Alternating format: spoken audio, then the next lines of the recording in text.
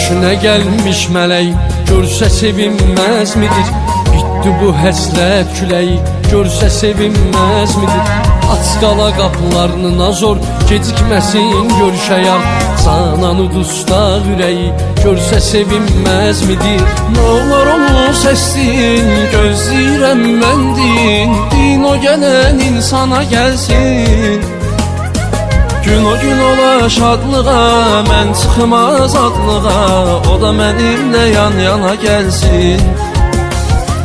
Nə olar onu səsliyim, gözləyirəm mən deyin o gələn insana gəlsin. Gün o gün ola şadlığa, mən çıxım azadlığa, o da mənimlə yan yana gəlsin.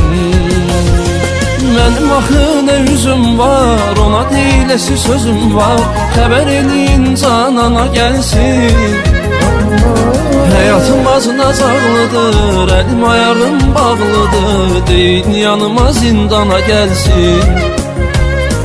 Mənim axı nə üzüm var, ona deyiləsi sözüm var, xəbər eləyin canana gəlsin.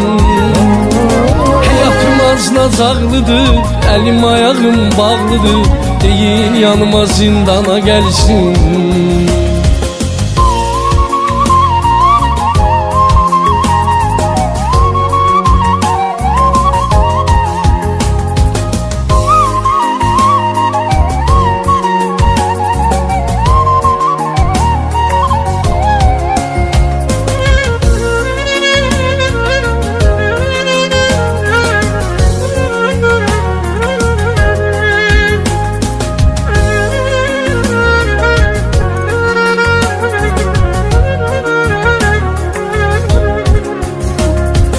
Bitdi bu həsrət küləyi, bitdi azadam artıq.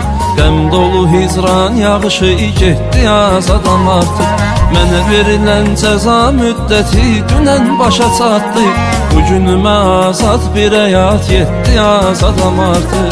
Ona deyin ki çıxmışam, onun üçün darıxmışam, bayra çıxsın eyvana gəlsin.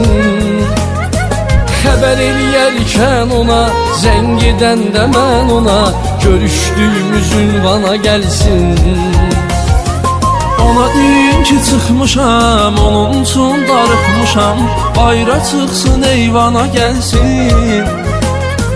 Xəbər eləyərkən ona, zəng edəndə mən ona, görüşdüyümüz ünvana gəlsin.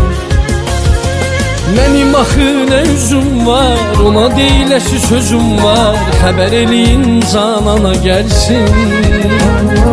Həyatım acınacaqlıdır, əlim ayağım bağlıdır, deyin yanıma zindana gəlsin. Mənim axı nə üzüm var, ona deyiləsi sözüm var, xəbər eləyin canana gəlsin.